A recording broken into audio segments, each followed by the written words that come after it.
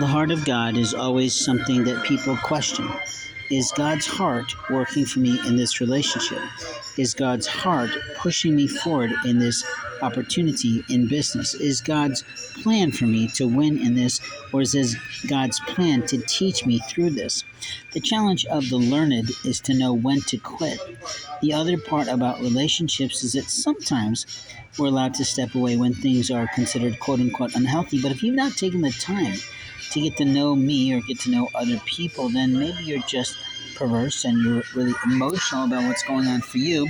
You think the worst when it's really not happening to you. The challenges of being alone is always being in isolation, where you can have these great conversations in the house of the Lord, in the spirit realm that's available to you through the Holy Ghost that is promised to you in almost every works on God. What you're failing to see is that you have to engage.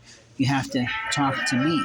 You have to be willing to take that philosophy or that professional psychic reading, or what we might call just some rebuttal from God, because it is like that.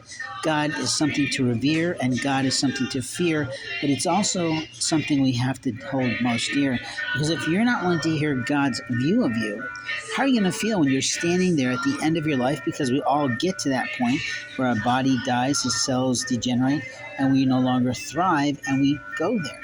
And what happens when we cross through that barrier?